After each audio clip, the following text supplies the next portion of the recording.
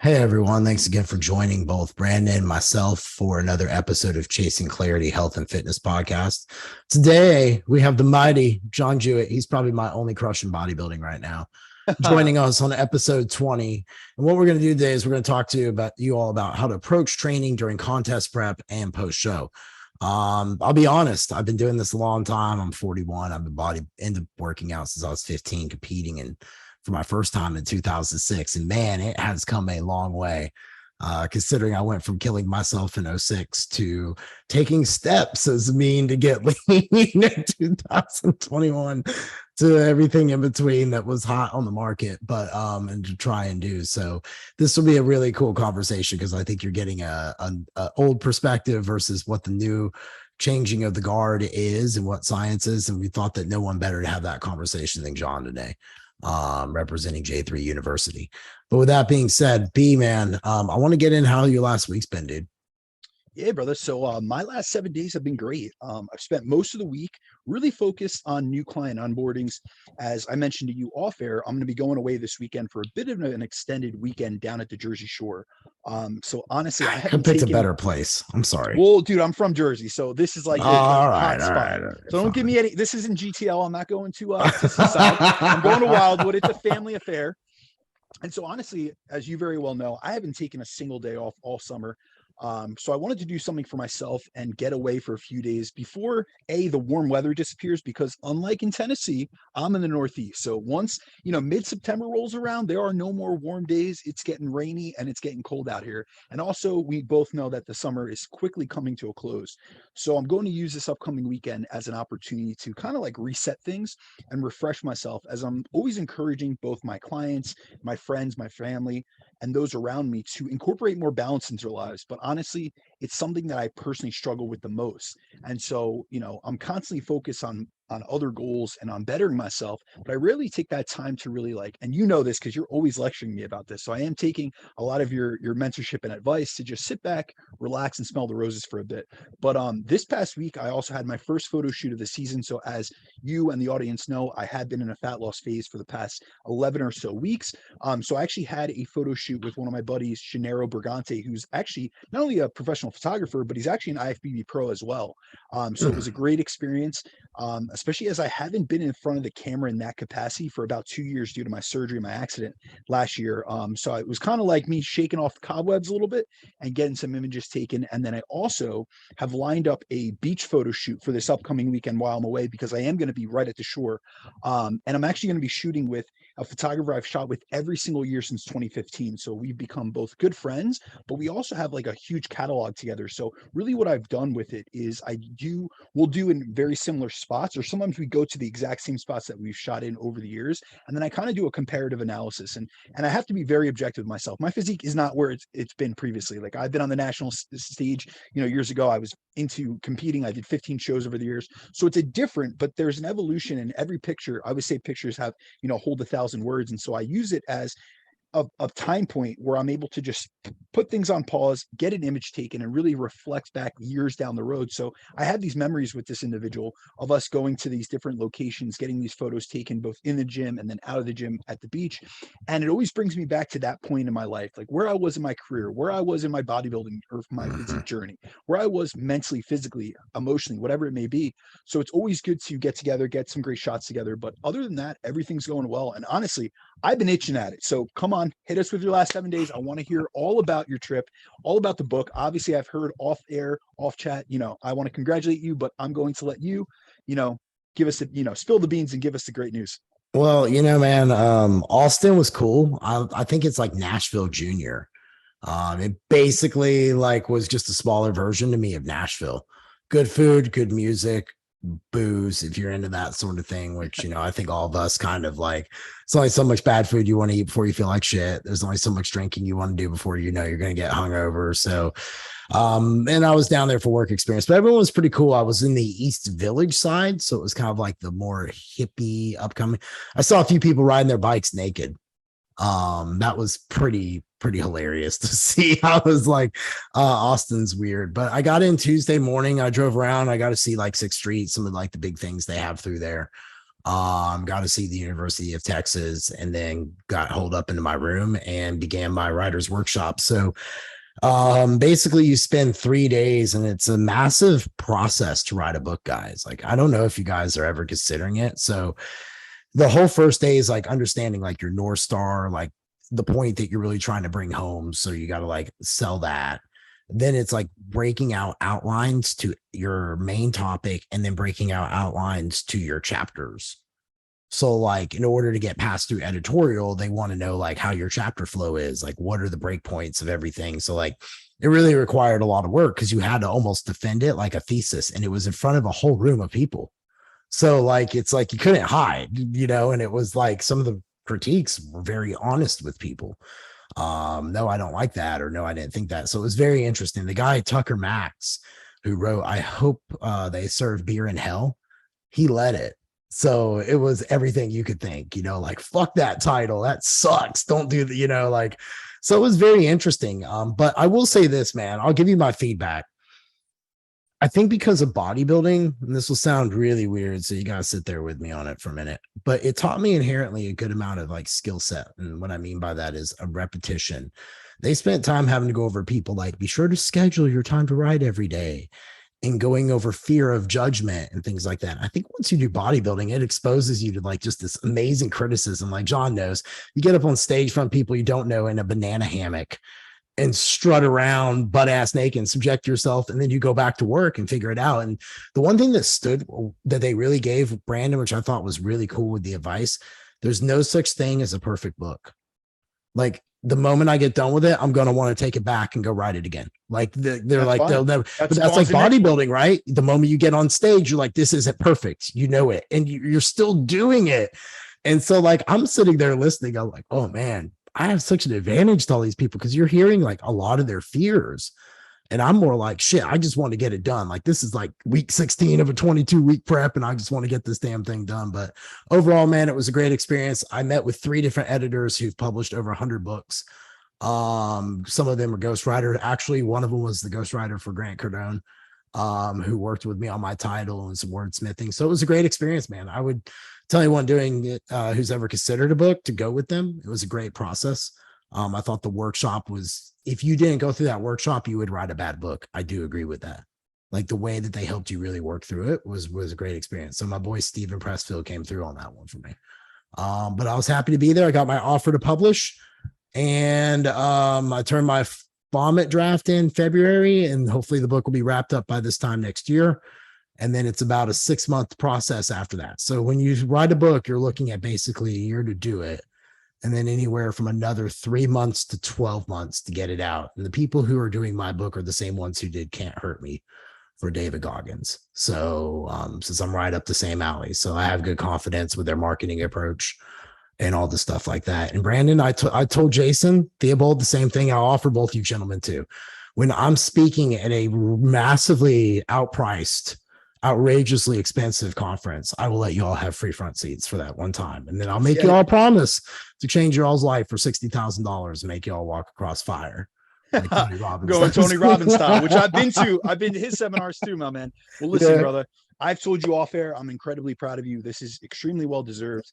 I do want to hit on the fact that the I guess the similarities between bodybuilding and writing a book, I love that you tied that in together, especially for the fact that who are we more connected to than our body image? There's, our previous history, and you've been criticized in both regards. So you've gotten up on stage and gotten criticisms on your physique and taken that like a man and went back and worked on it, which a lot of people wouldn't be able to do.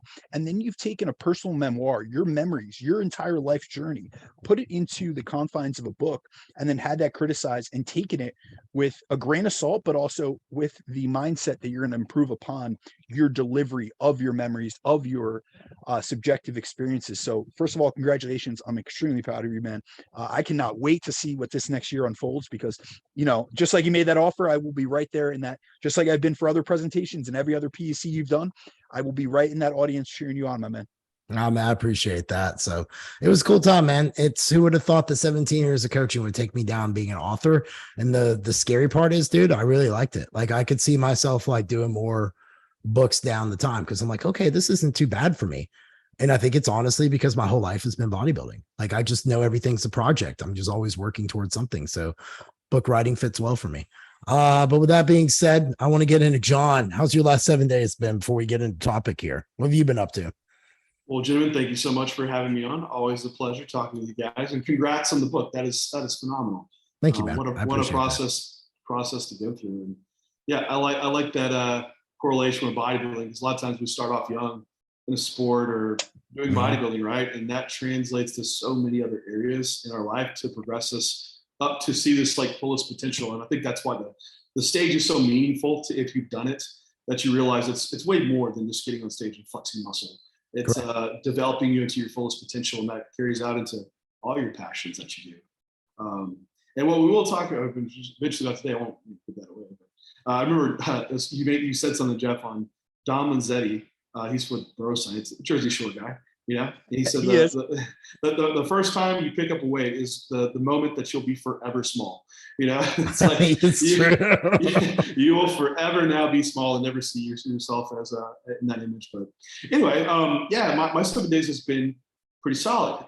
Made some big moves as far as not wanting to compete this year and putting it off to next year. So now trying to shift this phase. Why do that? Yeah, why do that? I heard the podcast episode, but I was like, as did I want to hear like why. Like it made sense, but why for our audience? Yeah, sure. So Renee and I were going to compete in Romania, which is the one shot for the year to do the Olympia.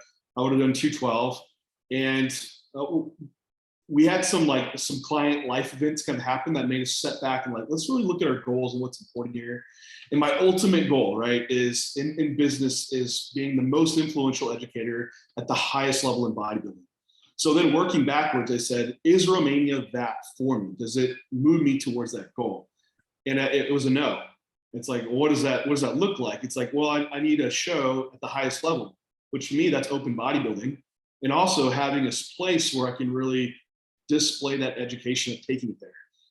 Romania is not anywhere. It's not as publicized, and I won't have any other opportunities. So it's like, I need to do something bigger and show it at that level. So it's like, that's open bodybuilding. And that got me excited. And going to 212 again, also seeing the progress I made over this past offseason, it was actually going to be, I think I was going to be like 10 pounds above my last stage weight. I was like, wow, like I actually had a good offseason finally. And if I did that again, like, man, I think I would sit pretty good in the open. And it still gives me opportunity to like squeeze down to 212, hit a 212 show, and then, or just stay open and then maybe try to get to Olympia like that. I was like, man, that could be a sign-off year for me. Like do an open, a 212 show, and then head to the Olympia. And then what a way I can display and show like the education and learning side for everyone, which again, that is my main goal. My goal is not to feel like, John, you won't make it in the open. Like, no, you don't get it. That's not my legacy to leave behind. It's to influence people in how we do this. So that's how that came to be. I think that's brilliant that you're actually using yourself to market the product. I mean, you see a lot of coaches who market everybody else, but they never like display the true leadership like you do. I mean, that's not only walking the talk, that's like delivering on it top to bottom. Yeah, proof's in the pudding. I just started in this learning how to make myself better, asking the whys, right? That just gets applied to clients. So I am my ultimate case study, just like we all are in what we're doing. But if I could teach that like taking it all the way, it kind of validates all the methods that are there. I don't have like a critique could be like, well, John, I was always 212, that doesn't work for the open guys. It's like, well, let me show you that it will work for an open guy. That hasn't been the criticism, but it's more of my own wanting to do that. So there's been a shift this week of like, I've been moving down to kind of a maintenance phase with training and PEDs. Had an echocardiogram done this past week, just getting all the things in order, and then before I make like this next off-season phase. Outside of the bodybuilding world, I'm a car enthusiast, so I have like a 68 Mustang, and I have got some working on the fuel system, hasn't been working, so got a new gas tank and putting like fuel lines in and trying to get that all you doing it yourself? I'm doing that part myself. Yeah. That's badass. That's badass. Yeah, I don't think I am some amazing mechanic. It's like it's like bodybuilding. You start off, you mess up a whole bunch, right? That's about tinkering. Yeah, it's the same thing. It's like, oh man, I ordered all the wrong parts and I broke those parts and I had to get different ones. So tinkering away with the Mustang. And then Renee already started decorating for Halloween in the house. So that's kind of been our week. Hey, Home Depot has Halloween decorations out. So we're like, holy crap. Yeah, they're way ahead. It's cool. Let's put them in the house. It's like our favorite holiday. Same here. What's your favorite Halloween movie? And then we'll get into it. The Monster Squad. It's one I watched as a kid, like growing up. It's like a group of teens, and they have to fight all these different monsters: the Mummy, Dracula, werewolf. If you watch it now, it'd be like it's totally lame, but it's like the Goonies Halloween version. Yeah. Fair. I can respect that kind of thing. Especially that kind of movie. I could dig that. So today we're going to talk to you about how to approach training during contest prep and post show. So I guess we can actually kind of use you as a baseline to go off of, because you were going through a contest prep at one point. What did that look like? And how, I guess I want to kind of start framing this, and we're going to go from the spectrum of contest prep to obviously post show. But I think it's probably important to talk to people about, like, when you're going with this, and we're going from you're going into contest prep. Brandon, are you okay if we go with the idea of discussing, like, before that, like the background of like the mechanism of hypertrophy, and maybe some of the stuff like in regards to maybe PED usage or diet setups and things like that at this point? Yeah. Actually, this is pretty much why I want to have John on. He's not only a highly accomplished Olympia level IFBB pro, but he's a prime example. I was saying this off air, but he's a thinking man's bodybuilder who's a critical thinker, which is something I really respect and appreciate. And for anyone in the audience that doesn't know, both I and Jeff had the pleasure of presenting alongside John at the Physique Education Collective last year in Dallas. And then I was able to connect with him again in Nashville.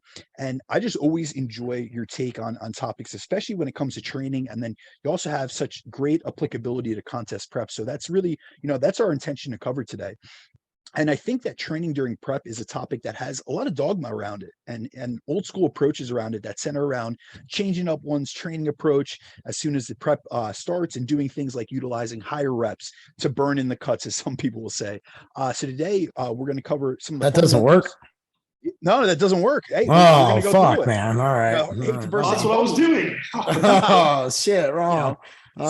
So when I talk about training, let's start at like the fundamental level. Whenever I talk about training, I really like to start thinking of it from like a hierarchical perspective, and start with the mechanisms of hypertrophy and also the stimulus of training. Because if you understand the mechanisms that underlie the process of building muscle, you'll be better able to accomplish it, and also realize what you should be doing within the context of a contest prep, especially. So to start off the convo, I'd love for you to cover, the mechanisms of hypertrophy, John, and what you believe is the most important mechanism that we need to focus on within our training. Yeah. So I guess not to go into some huge sciencey dive, because I like to get down to the application. I'll go rabbit hole on some things, and then you have to circle back around, like, what do you actually do? And they're like, yes, don't worry, we'll get to that. But that's always why to know what you're doing, you need to have a few whys behind it, and that gives you some clarity of things you also should not be doing. Mm-hmm. So within training, what is causing this hypertrophy to occur? And we had a good paper by Brad Schoenfeld come out. It was 2010 that kind of outlined a few of the different mechanisms would be around hypertrophy at the fiber level. So let's not even think about holding weights in your hands. But some of the main drivers that were around these mechanisms, one was being like mechanical tension in the muscle. Is it metabolic stress and the cell swelling the pump, right? Or is there something around mechanical damage and muscle soreness? And within all those, it does appear that the mechanical tension in the fiber, so between bone to bone, what these fibers experience, it is this main mechanism that stimulates hypertrophy. And this tension, it causes a mechanochemical signaling. Basically, the fibers recognize the tension, that lets off this cascade pathways that lead to protein synthesis and occurring these new muscle tissue. And as far as metabolic stress and also metabolic breakdown of tissue goes, these might more be just side effects of mechanical tension. So you have tension placed on the muscle. Obviously, muscle requires energy to function, to contract, causing metabolic stress, and that causes cell swelling to occur, and you get a pump. It's kind of like an effect of tension.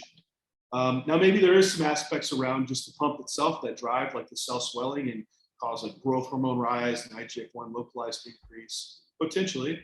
And then as far as like you put tension on something like a fiber, it can cause some breakdown of those fibers and cause some soreness as well. Mm-hmm. Now, it leads people to say, like, if we talk about these pathways, to chase down the rabbit hole of dogma, like, oh, it's all tension. We need to lift heavy weights all the time, and that's it. Or, oh, there's this thing about cell swelling. Just chase the pump, man. Let's do pump training. Let's have a metabolite block of training. Or it's all muscle breakdown. And so you're trying to chase muscle soreness as your main indicator for what you do in the gym. And so I think these things of what causes muscle to grow, a stimulus, is really cool. But it also should outline the way that we do train. So we love to put things into boxes, right? As humans, like this is what we chase here. But really, it's I think it gives you an idea of how the muscle works. But the main thing being tension needs to be increasing when we are training. So with that being said, okay, tension is really important in the muscle. How do you get tension in the muscle? And that's just basically putting weights in your hands would create tension within a muscle and taking this through an active range of motion. So it needs to be contractile. It does appear that the concentric phase, or the shortening of the muscle, doesn't cause as much hypertrophy stimulus as the lengthening that goes, but you want to go through both actions. So we know we need weights in our hands and we need to move through full ranges of motion. And to do so, we also want to be accurate. So you can move a muscle, a joint, and kind of cheat, right? You can do a bicep curl and you can move at the shoulder and get that elbow underneath the hand a little easier. You can swing the torso back, and you're doing the same job of moving that elbow joint, but also you're changing how the tension's exposed within the muscle. So we also want you to be mindful of how we move in our movements. We want to move almost in bodybuilding the least efficient way possible. And that way you might actually have lighter loads in your hands, but the muscle might experience more tension that way.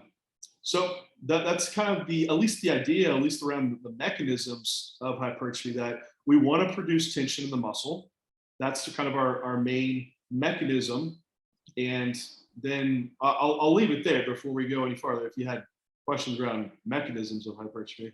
No, absolutely. I'm really glad that you centered it on tension, because I see a lot of people, they kind of do like, almost like you said in boxes, I kind of look at it as silos. So we have these different camps within training and within this industry, where some will target certain mechanisms. So they'll have a metabolic stress block, and they're really chasing that. They're chasing a pump, chasing cell swelling, or they're chasing muscle damage and soreness. And if they're not getting sore, they don't find that to be an indicator that they had a productive workout. And often they're looking at these as three subsets, three different, mechanisms, when in reality, it's tension is the primary driver of hypertrophy. And I see the other two almost as inherent byproducts.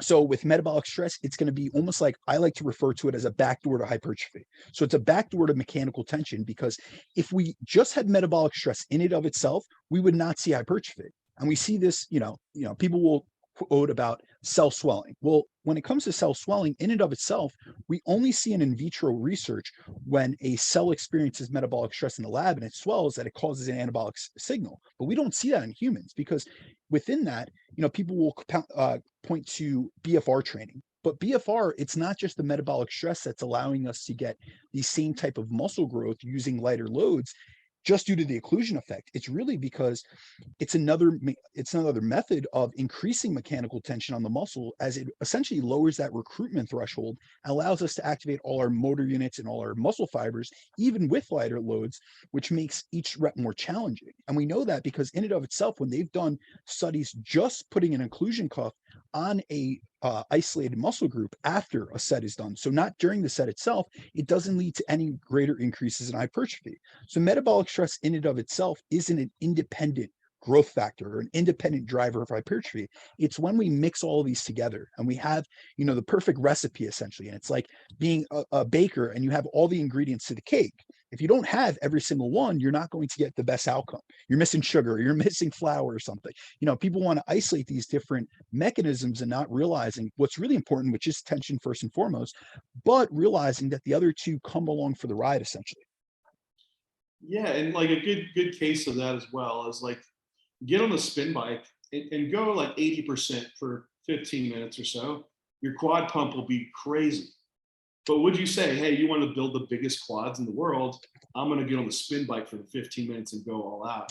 You wouldn't. It would give you a crazy pump, though. There is a degree of tension that occurs, but there's a lot of metabolic stress that occurs as well. Another one would be do plyo box jumps. Lots of eccentric muscle damage, lots of soreness can occur. Also, not the best stimulus for like tension and hypertrophy training. Absolutely. So there's instances where you can say like, well, here's the extremes of what you do, but it might not create a lot of tension in muscle. Yeah, even in addition to that, like say we do short rest intervals, we've seen comparisons between 3-minute rest intervals and 1-minute rest interval. And we see that when you take shorter rest intervals, you're going to induce greater levels of metabolic stress, but you're also going to induce greater levels of fatigue that's accumulated during those short rest intervals. So when we do comparative analysis, we see that the hypertrophy outcomes from shorter rest intervals are inferior to longer rest intervals when it comes to hypertrophy or when it comes to muscle growth. So, with longer rest periods, you do get less metabolic stress, but you're also able to do more reps per set, or you're able to use higher loads and thus increase mechanical tension and get more muscle growth out of it. And the same thing, like you're saying about muscle damage, if we want to incur a ton of muscle damage, say on our legs, we can do downhill running, but no one's growing from that. Yeah. Right. I guess it's important to bring it around to like that you need tension in the muscle, and when lifting, when does this tension amount? Where is there a threshold for it? And there is. And so it does look like when you're reaching close proximity to mechanical failure in a pretty large rep range, this is when you're exposing yourself to the greatest amounts of mechanical tension. And this reference, it's been quoted to be as low as 5 reps all the way up to 30 reps. But as long as you get pretty close to a mechanical failure point, that's when the fibers are going to reach full recruitment and you expose yourself to the greatest degrees of mechanical tension. So this is what we would quote as like a hard set, right? And that now we have kind of a dosing that we would say for how much dose of tension you need. And I've used like my blood pressure medication, analogy of like you had a certain blood pressure you need to lower. We have our drug to use, right? Our telomethasardin. This is our tension. This is what's doing the job. But how much of that drug do you need? And that is how much of this tension stimulus do you need? And that is our set volume.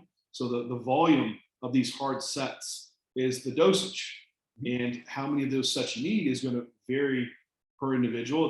It's based a lot around your recovery capacity and your ability to manage this fatigue. And so that's what we're going to get into with contest prep. We know to get a good amount of tension, you need a certain amount of sets, but you don't need to want too many because we need to manage fatigue.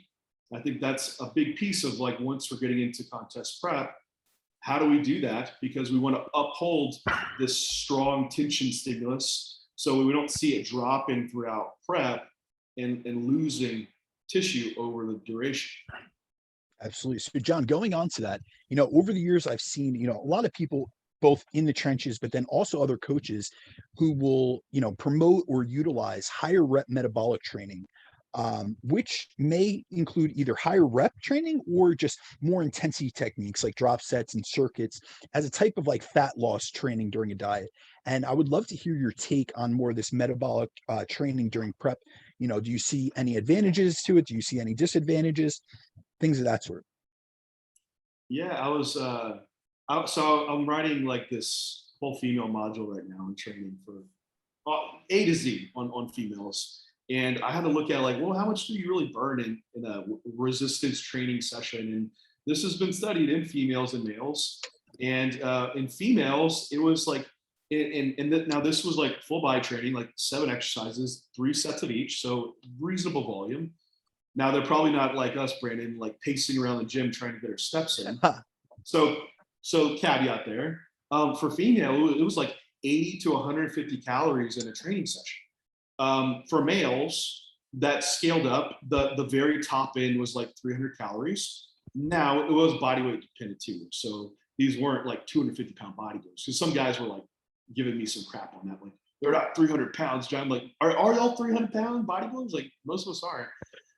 Yeah, no shit. So keep that in context as well. Like, during your training sessions, there's not a huge calorie burn unless you're getting to a pretty high volume amount. It would have to be extreme amounts. And actually, we covered this on one of our shows, the energy expenditure from a training session in and of itself. And there's a study by Little et al. 2019, where they looked at the independent increases in energy expenditure from training alone. And what they saw was, off the top of my head, I believe, men burned about 3 calories per minute of weight training, and females burned an average of 1.8 calories per minute. And what we have to realize is that, resistance training is not a continuous activity. It's not going to burn anywhere near what an aerobic training session is, but that's not the intention. Our intention with utilizing weight training or resistance training during a contest prep or during a diet is to maintain or build tissue. And so I always say we have to use the right tool for the right job. So when you're trying to use your training as a fat loss tool or a way to increase your energy expenditure and burn calories, you're kind of utilizing the wrong tool for the wrong job. There's other methods. There's the steps that you and I are cranking out in the gym that are really going to contribute more to your total daily energy expenditure than your weight training sessions itself. Yeah, I agree. So, I mean, that is the purpose. Like, our weight training sessions not trying to be turned into a fat loss session. Like, our main fat loss tools are going to come from bringing into a calorie deficit. And then also my next from there is the least impactful to my resistance training session, which would be just increasing NEAT, increasing daily activity, low fatigue cost, right? Then from there is probably some type of low intensity, moderate intensity cardio. And then fat loss agents as a last and tertiary one to introduce. But my greatest muscle retention tool is resistance training. So I don't want to turn that one into a fat loss, program either. Now, with that being said, so if during contest prep, the resistance training is your greatest, tool to maintain tissue, it's not supposed to be a fat loss tool. How do you structure that around? Like, what are things that are going to make it less efficient for stimulus? And that's when we kind of, I think, get into fatigue management and what you're talking about, like the metabolic stress aspect and things that we have seen in literature that when we compare like drop sets to doing straight sets, is that the drop sets are probably a little less effective than actually doing the straight sets, because your quality of volume per set, the amount of work you can do in each set, is just of lower quality because you're not able to be fully rested. So that's the first thing that I would say, like, if you're entering into contest prep, is one that I just go ahead and remove, are doing like these set extenders. So, drop sets, rest pause sets, anything like that is going to failure way beyond, and just moving someone into straight sets. And I think there's something to address before. How you are moving into your contest prep is what you're doing in your pre-prep phase is going to kind of dictate how you move into your prep. I ideally like to structure people before we move into prep, doing some type of maintenance or holding phase to where we have weights maintained. We have a lot of things set as far as trying to get health back in order if they've been using health PEDs. So training volume is already scaled back. So in that individual, that might already not be present. Now, in someone else, I don't know all the case, right? They might be doing a very high volume program and having a very high volume program, moving into a recovery state that's not as ideal. That volume might actually already need to come down. But if you are moving from a very low volume maintenance phase, you might need to bring volume up a touch moving into the fat loss phase. I'm not as dynamic in my shifts in volume, but in general, if I have that person set up in like a pre-prep phase, I will take a slight shift up in volume, and then still have some removal of that. There already wouldn't be like set extenders in place anyway. But to your point, Brandon, doing high repetition training with short rest intervals, the short rest intervals are probably more of the detriment to being less quality of volume. I don't see the issue with higher reps though, because it looks like on a set per set basis equated, they could be just as effective for hypertrophy, but I think it's more so when you're getting into trying to shorten the rest periods. And I will say, like later in prep, there is a case to be made for high reps versus low reps, and we can touch on that later on if you want. Absolutely.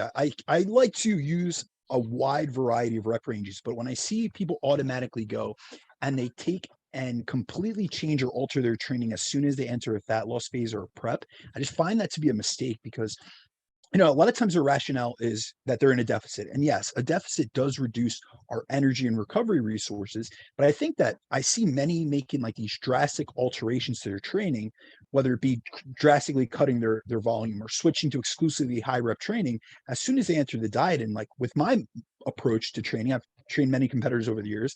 I'm always looking at training from the context of what built the muscle to begin with. So what were you doing in the first place? What were you doing previous to this prep, like you mentioned? And so what built it is also what's going to maintain it. And I'm really into taking more of a reactive rather than a proactive approach to training adjustments where it's based on auto regulation rather than just these arbitrary adjustments made in advance. So going just to high rep training. And then we also have to think about the context of, say that you go to just exclusively sets of 20 to 30, we're going to incur more systemic fatigue as a result of being in those higher rep ranges. We do see that.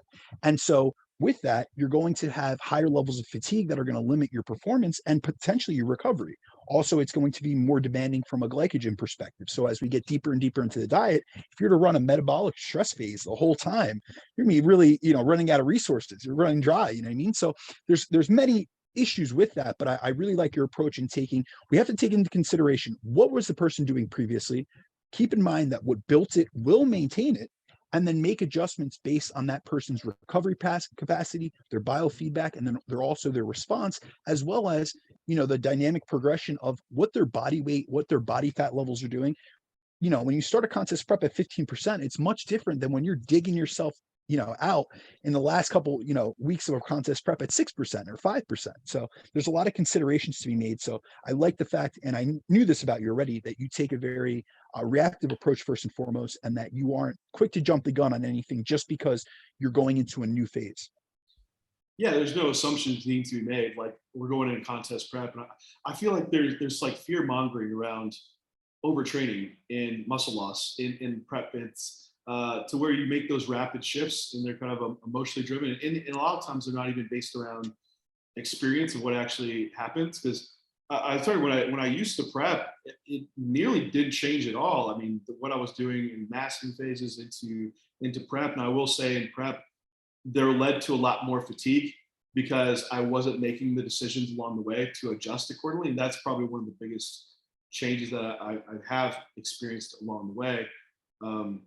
To your point too, I'll go ahead and bring it up, like these really low reps versus like the really high reps, 20, 30 reps. And I think it is also exercise dependent where the rep ranges should be applied to. Obviously, like 20 reps on squat is going to be extremely cardiovascular taxing. And to do anything beyond that squat for the rest of the day might not happen, right? So it's like, well, that's a limiter to give you good stimulus for the rest of the workout.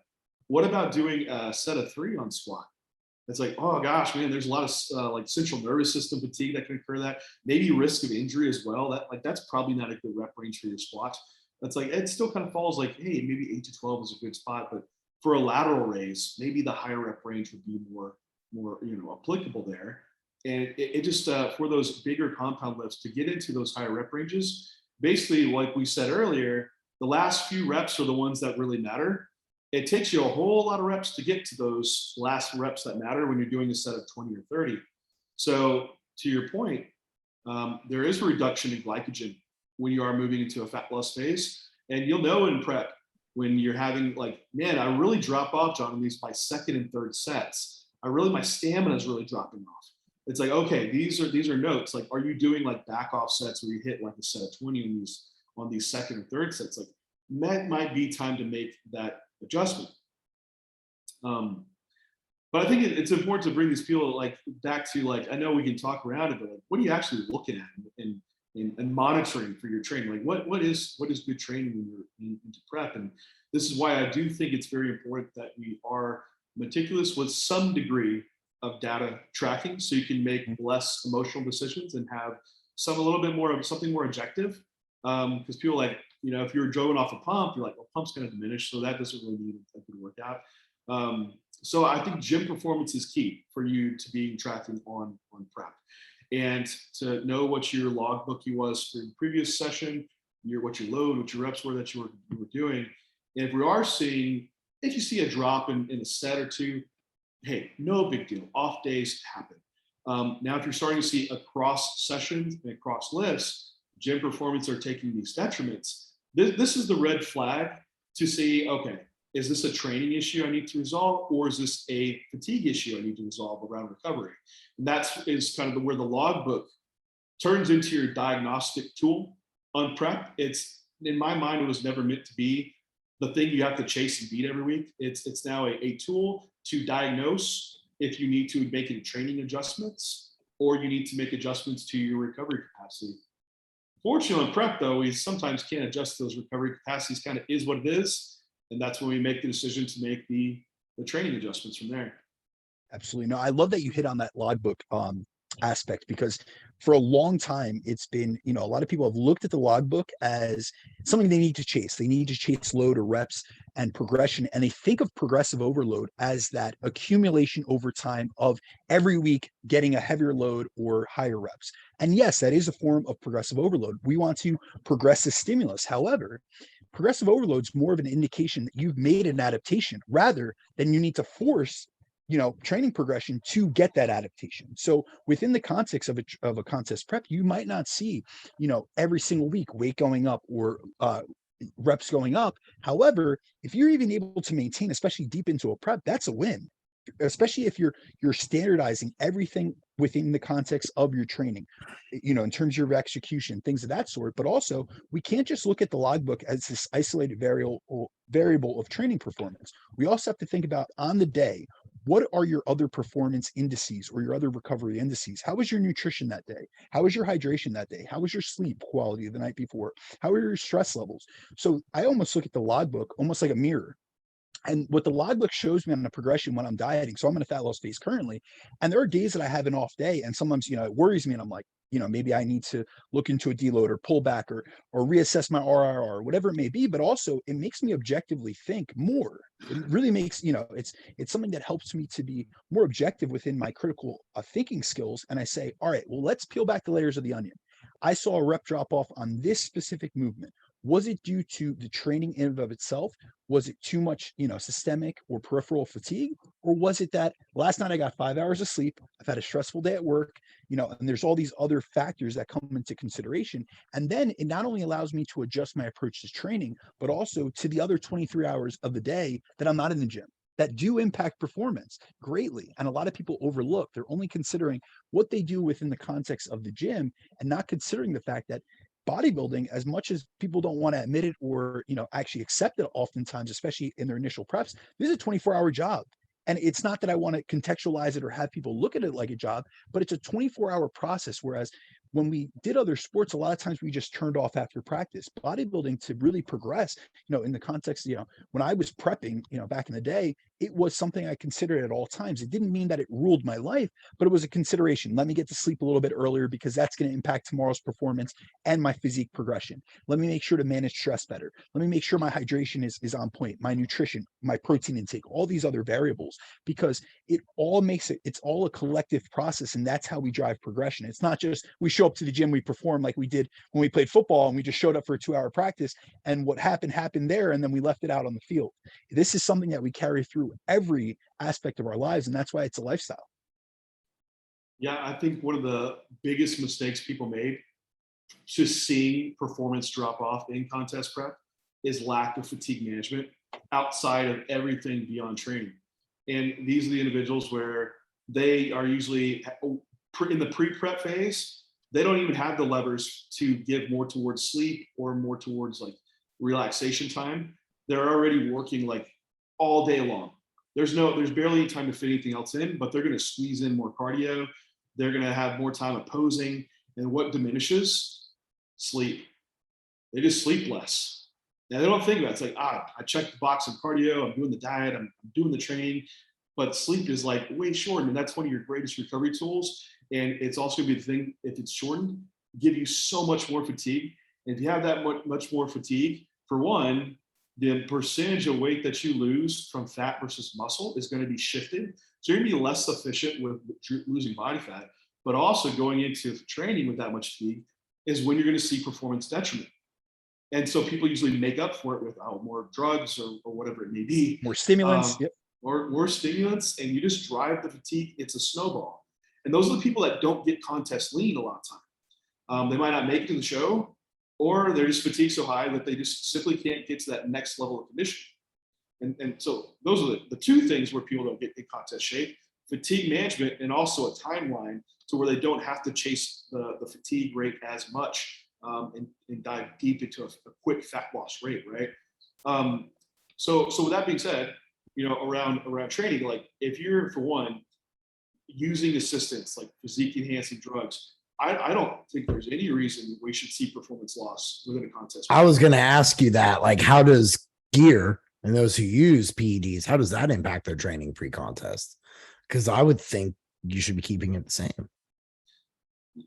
Training or? Yes, training. Yeah. Relatively across like most of the preps that I have for people, not much really changes because we are incrementally escalating PEDs along the way. So it kind of makes up for upholding that training performance. And it does have an aspect around recovery. Now, it won't offset too much if you're doing like no sleep and having like a day that's full of stress.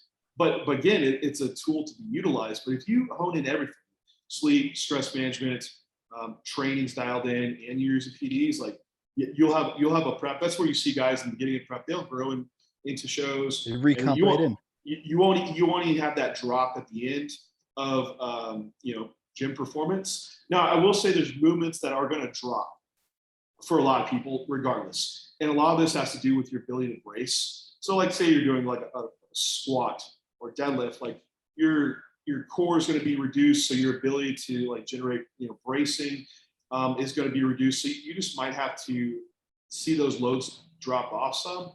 That might not necessarily mean that you need to make a training adjustment. It's just kind of par for the course when your body weight's going to be coming down. You won't have the same leverages that you did. But in like your isolation movements, things like that, those very well could be upholding very well. And I think that's actually the biggest indicator. Actually, when we look at hypertrophy research, it isn't load progression or progression in general, rep or load progression on compound movements that lead or have the biggest correlations with increases in hypertrophy, because a lot of the compound multi-joint movements, first of all, it's multiple muscles being involved, but they're also very susceptible to increases from neurological adaptations. So we make more progressions on those lifts in terms of load as well as in terms of reps because we're becoming more neurally efficient at those lifts. However, how much skill does it take to do a bicep curl or a preacher cable curl? It doesn't take much. It's something you're going to adapt to very quickly. There's not going to be a long time course of neurological adaptations. So as long as you're maintaining performance in those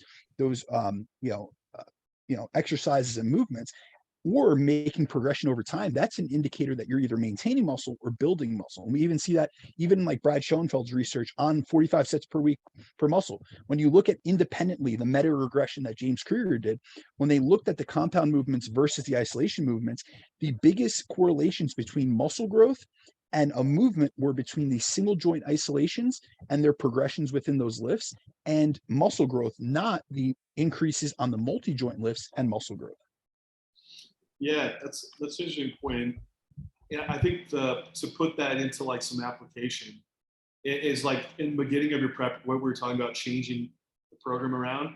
I would highly recommend keeping in those same multi-joint lifts at the beginning and definitely not changing towards the end of the prep, because what you just brought up is your ability to adapt is going to significantly reduce as you accrue more fatigue. So if you're trying to implement a really new movement at the end of prep, it's going to be hard for you to learn that movement. And it's going to be far less stimulus as well, because you have all those learning aspects around it. Now, if you're a really trained guy, that's going to be to a much lesser degree. I would say, like if you're moving from a squat to a hack squat, there's not much of a learning curve there. So there's time and place to shift into that. But again, I think my first movement that I do for most of the guys, if I'm noticing, hey, we covered all the recovery tools, right? how do we uphold training performance is I usually make a move to shorter sessions first. And because I'm seeing fatigue start to accumulate over longer sessions. So like in my prep, I was doing 5 training sessions a week. I had 1 leg day. That 1 leg day was burying me. So I moved to training 6 days per week, but I could allocate part of that leg session to another day, and I could spread some of the accessory work like biceps and calves into those leg days as well. So it made my sessions overall shorter, so they're a little less fatiguing. I keep good stimulus throughout. But then as I'm moving down into prep is when I will make volume reductions. And so I am a believer in making a volume reduction over some guys are making volume additions as we move along into prep. Now, if you caught, there was like a recent systematic review on volume and potentially in a calorie deficit, increasing volume might have more muscle retention. And actually, it was kind of insufficient evidence if you really looked at it for whether we should be doing low or high volumes into prep. And it was more correlation type data versus like cause and effect. And if you really look at the studies, they're not very comparable across. So I dug into that study actually specifically. And when we really look at it, how they analyze or how they really broke apart high volume versus low volume was just based on Brad Schoenfeld's 2017 meta-analysis on volume. And what he really showed was from 1 to 4 sets was the lowest amount of hypertrophy. From 5 to 9 sets, it was a moderate amount of hypertrophy. I think it was 64 or 74% of the hypertrophy outcomes. And then to get 100% or the maximum hypertrophy outcomes, you wanted 10 or more sets per week. So that's how they actually divided or separated out high volume versus low volume. So low volume was less than 9 sets and high volume was 10 or more sets. But think about it, in the context of most individuals, advanced trainees, or anyone in the contest prep, they're doing more than 10 sets. So they kind of consider that an increase in volume, and they also had volume load there. Yeah. So think about it in the context of if you're progressing your lifts, even if sets are going down, but you're doing more work, you're increasing volume load. So they consider that an increase in volume. So really, when we look at it, it was a narrative review. I don't think that was the study that you're referring to was a narrative review. So essentially they're looking at, it's a study of studies, but it isn't a meta-analysis. So they're not doing meta-regression or they're not doing statistical analyses comparing these different studies because they're not comparable, as John mentioned. So really we got to take that information with a grain of salt. Yes, it's higher volumes, but it's higher volumes in context of what has already been shown to be optimal for hypertrophy. So really, when I looked at that and I dug in more, really what I came away to is, all right, we know that 10 sets plus per week is really that optimal zone for hypertrophy. So what built the muscle optimally will maintain it. So 10 sets or more per muscle per week. But really, if you think about it, say you start at 20 sets per week. That's what your general, MRV is, or even your maximum adaptive volume for a mesocycle in your building phase.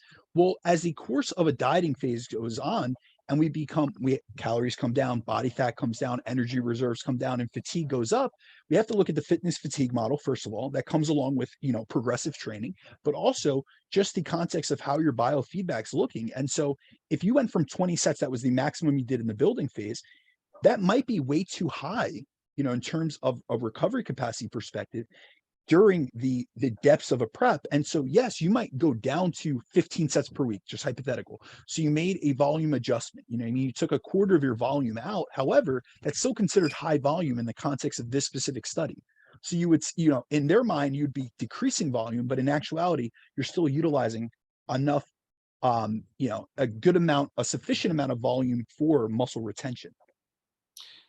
Yeah, you kind of have to look at each one individually. And there was one paper in there that was, because you're right, some went by set volume, some went by volume load. Which is really hard to some really didn't even quantify it. There was one in there where it was they followed the guys from 16 weeks out to 8 weeks out, and they had higher volume during this phase, and they actually went up like 0.4 kilogram. It was prospect, right? So they followed these bodybuilders. The last 8 weeks, the volume lowered, and they had like, I wrote down 0.9 kilogram of loss. I was like, well, yeah, that makes sense. Like the later phase of preps, when you're having the hardest time retaining tissue, they happen to lower volume, but they also happen to have muscle loss. You're talking about these guys across the prep lost like 0.5 kilogram of body weight, muscle loss. Like that's exceptional. Like I would totally take that. Absolutely. And the other issue with that was they compared, it was just if you're in a deficit. And so they compared those that are, say, lifestyle clients or in the general population, losing a bit of body fat with contest prep bodybuilders, natural bodybuilders at that, which are more susceptible to muscle loss. So it's really hard to take all of that, put it into one data set, and then really extrapolate a conclusion from that. So really with studies, we always have to keep in mind, we cover a lot of studies on the show. We got to realize that research is a guide. It points us in the right direction, but it doesn't tell us how to train, how to eat. It gives us principles. And then we customize and we cater those principles and we individualize it to the client or the person that we're working with or ourselves.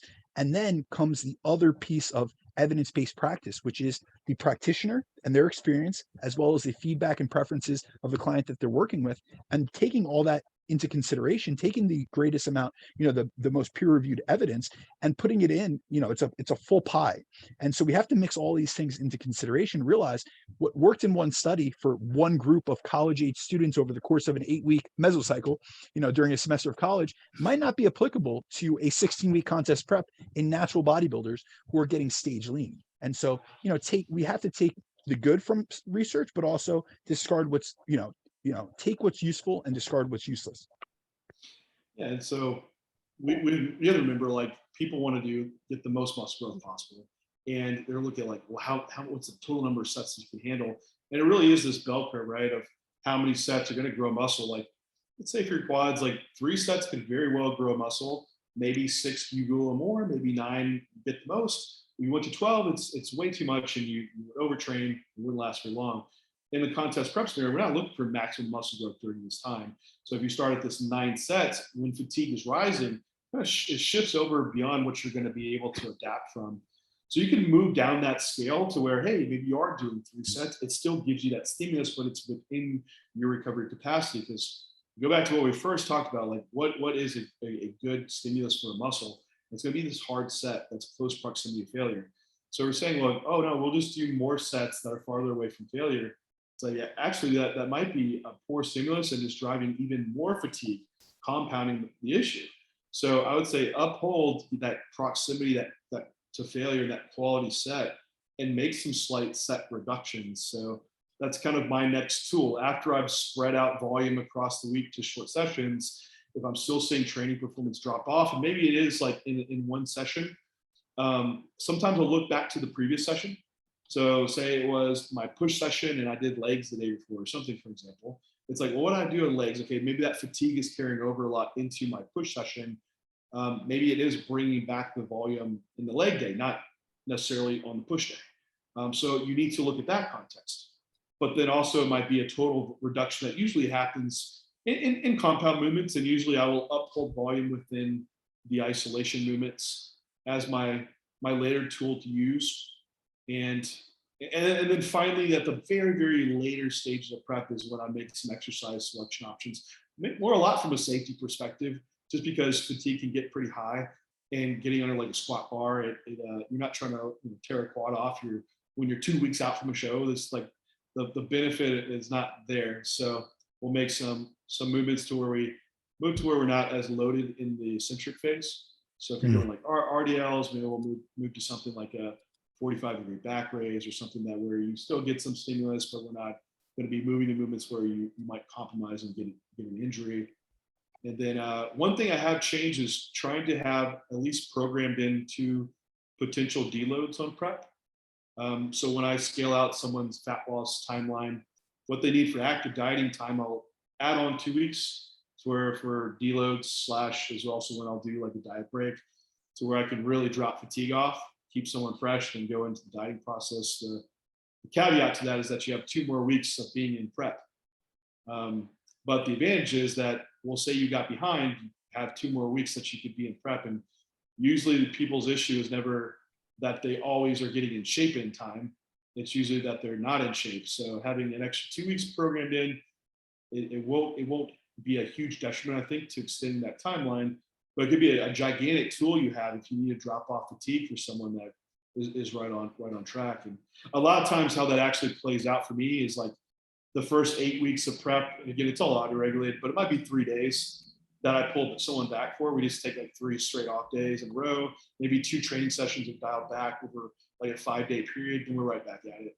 Then maybe like that final last stretch of prep, we have a little bit longer of a time. But again, it's person dependent. Sometimes I've done preps where we scale back a few training sessions, kind of auto-regulated, and that's all it takes. I'm not a huge advocate of pre-planned deloads. We must do these every 6 weeks in which train into a state of needing a deload. That we kind of manage fatigue along the way, and then if it creeps up on us, then we adjust. Absolutely. No, I really like the auto-regulated approach, because really I've seen our industry really shift into a very proactive, pre-programmed approach, which looks great on spreadsheets. But I've never been a fan of taking a proactive approach to programming, especially within training, because we as coaches, no matter how much experience we have, no matter how many athletes or clients that we've worked with, we can never predict the future. We can't predict their next week of training, let alone can we predict their life stresses or how they're going to acclimate or adjust or adapt to the diet, or what, emergencies are going to come up. So for me to tell someone, and clients always ask me, well, what's the paradigm? Are we running a 5-in-1, 5 weeks of accumulation or 5 weeks of progressive training and a 1 week deload? And I can never tell them. I can't predict 6 weeks into the future, but what I can do is take everything into consideration on a weekly basis on your check-ins, look at your biofeedback, and take my experience reading that and having worked with you, and then make these adjustments when necessary. And when I'm seeing that things are trending, whether it's from a performance perspective, a systemic fatigue perspective, a stress and life stress perspective, then I can make those adjustments to implement a deload. And often my deload approach changes client to client. It's never set and forget.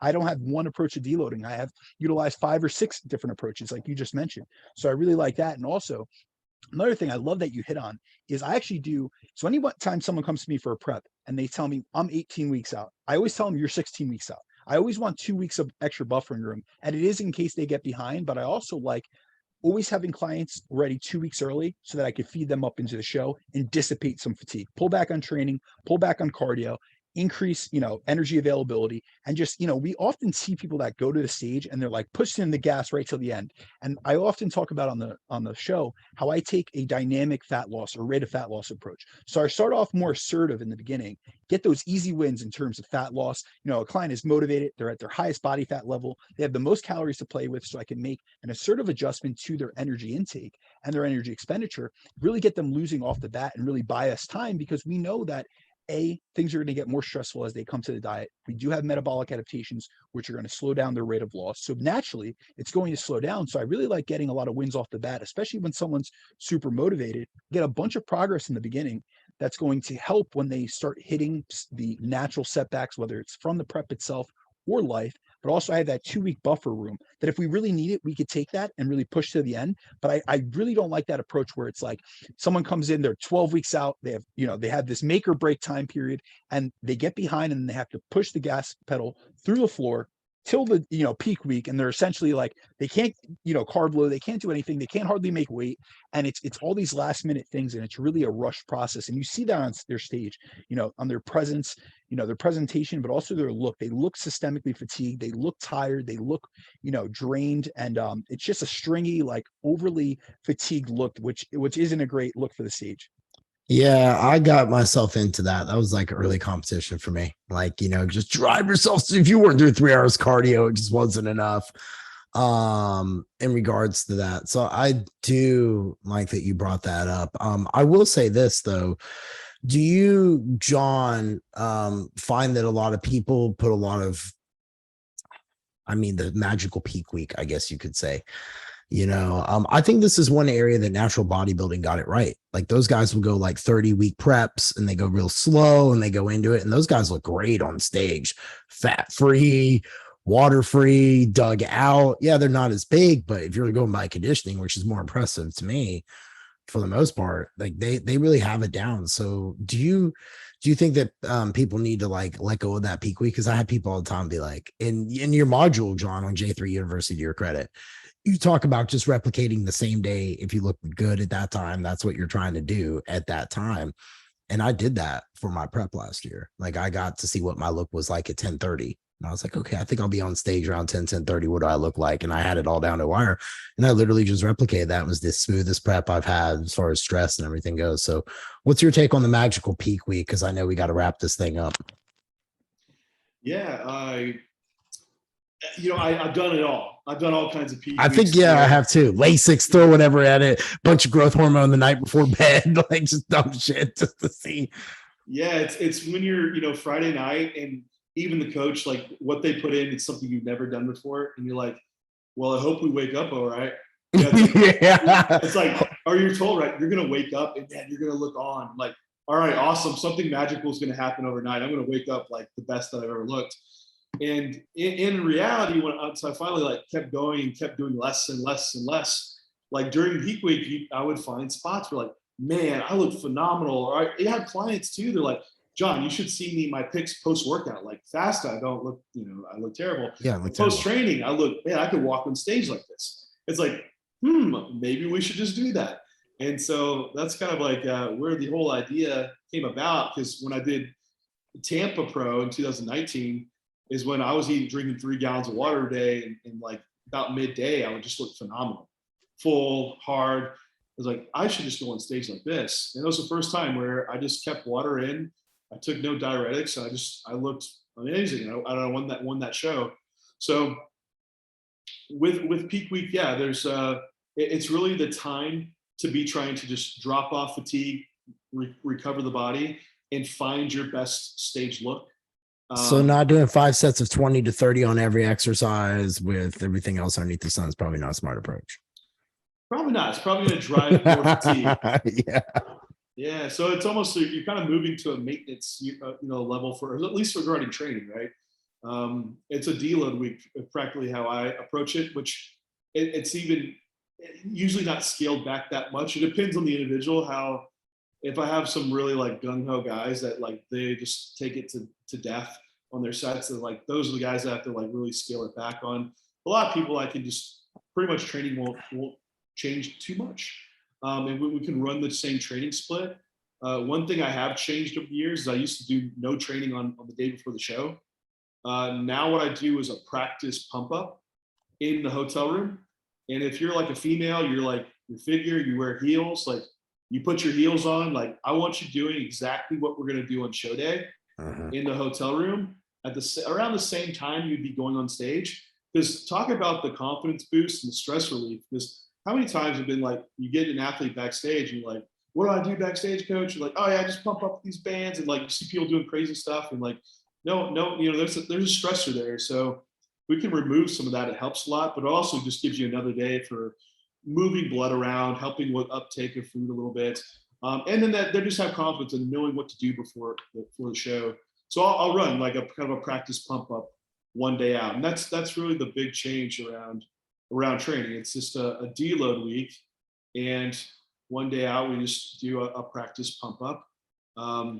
I like, if ideal, if someone is ready ahead the week before, 2 weeks out, bring food up to maintenance level and kind of hold them there. That dissipates a lot of the fatigue.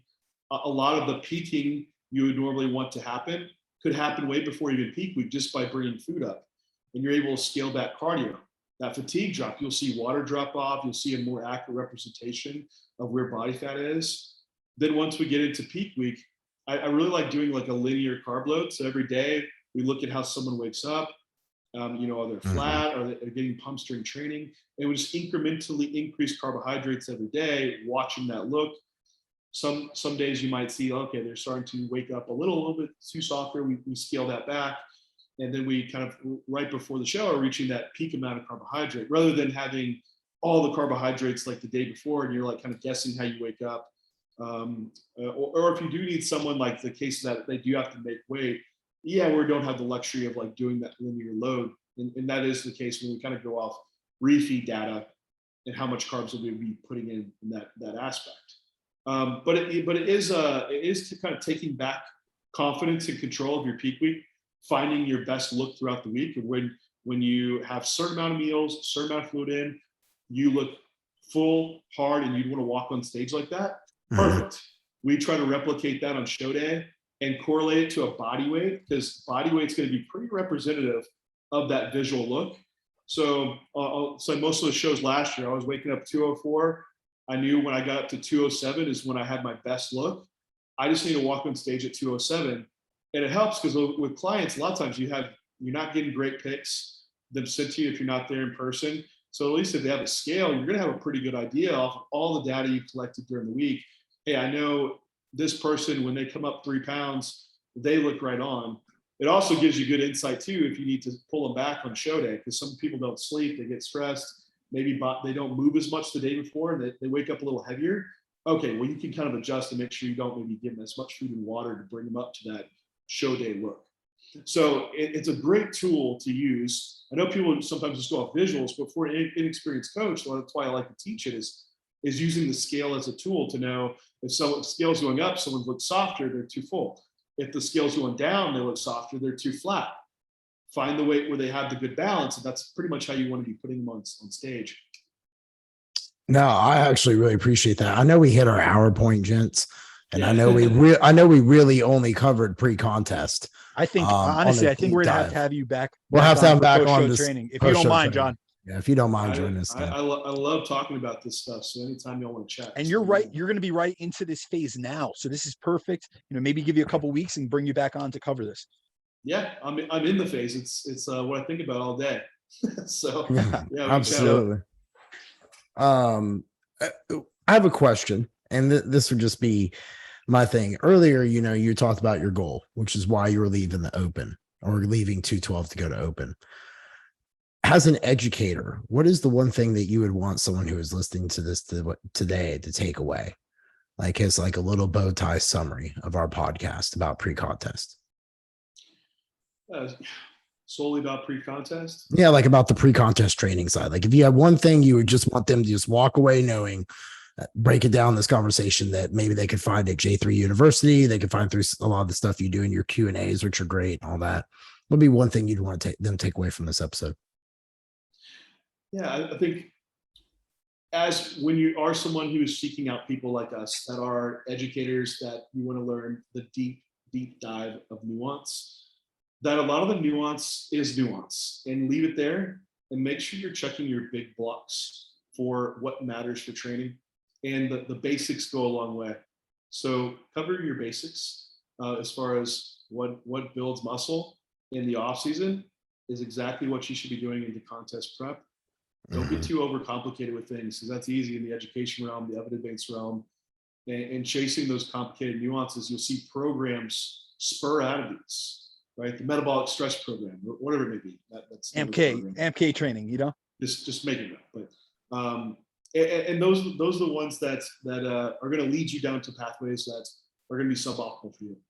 And a lot of times, the truth is in the middle of a lot of these approaches. That the dogma that pops up. And it's not the sexy approach, it's the basic approach. And it's great to learn all around it. But again, learn the basics and master those. And still to this day, I'm still trying to figure out ways to master the basics better. And I learn more. All that nuance doesn't really matter much. So yeah, if that's the takeaway, I know it's like, well, that's a very basic takeaway. It's like, yeah, we should nail the basics. No, I like it because I think that's true. Yeah, the basics are the big rocks, which a lot of people overlook. They're, instead of going for like the big rocks, they're looking for all those little small pebbles. And really, you have to have your big rocks in alignment and really nailed before any of those small pebbles, those little minutia, those little details, and those overcomplications are ever going to benefit what you're doing. Because a lot of people are overlooking the steps, the tracking accuracy, the actual training intensity, things of that sort. And they're looking for all these little nuances like the intensity techniques or these little supplementation, hacks and things of that sort. And they're really, stepping over dollars to pick up pennies. Yeah, I think the real quick basics on training, like the 3 things that I would say, like pick exercises you can execute safely and connect with the muscle, train hard, manage your fatigue, train within your recovery capacity. If you do these 3 things, you'll grow muscle, you'll maintain muscle on prep. Like those are the 3 big rocks to really hit on. There you go. There you guys got it. From an Olympia level pro, who's also a very world-renowned coach. You guys heard it here first. Basics work, nail down your fundamental key principles and then look for the other things, but really make sure that you're nailing those, whether it's in a contest prep, it's in an off season, or any phase throughout your yearly periodization. John, thank you so much for coming on. Please let our listeners know where they can find you, find any of your educational resources and anything you have coming up soon. Yeah, well, first off, thank you so much for the flattery of having me on. I love talking about this stuff. So anytime, guys. As far as anyone that wants to follow along my journey, I'm most active on Instagram. So at John Jewett 3 is where you can find me there. Do have a YouTube where we are putting up our podcast, J3 University, and of course Apple and Spotify and all there. I put up my contest prep videos. So if you want to see more of the entertainment side of me on prep there in off season, that's where it is. For all my education, J3 University. So that is my curriculum to learn how to optimize physique coaching. So it's not just for bodybuilding. And the real upcoming thing with Luke Miller and I are putting together is our entire female module. So it'll take everything you want to know about how to coach a female and put into application. So from the common issues around the menstrual cycle, GI, thyroid, PEDs for females, and mitigating side effect management. It's a contest prep and off season. That should be coming up no later than November is my goal. Quite the undertaking once you dig into the female side. It's ambitious when you throw out a actual month, my friend. It's one of those things when it's like, whoa, there's a lot of nuance here, and you can really go rabbit hole. Then you scale back. And you're like, I don't do a lot of that anyway with my females. I don't think it matters. Here's the application. So it's a lot of that with females, but it was fun, and I think it's as far as all around where you'll find something more comprehensive for females. I don't think it exists. So really, really excited to put that one out. I'll be digging it, man. I really liked your J3 University certification that you did. I recommend that to a lot of my coaches. And then your hypertrophy training programs I like. But I'm just gonna say, next time you want to shoot, just let me know. We'll get you up here to Nashville. I'll shut the gym down for a little bit so you get a quiet background, so you can be able to do what you need to do and get it done. So you let me know. I don't mind facilitating that for you guys in the future. That's not a big one. No, you're welcome. Well, John, thanks for joining us again. And me and Brandon will get in touch with you about getting you on in the future. And thanks for having a great discussion with us on all things training pre-contest. It's really good. We will see you in Tampa, my friend. Yes, sir. Ciao, guys. Bye-bye. Later. Bye.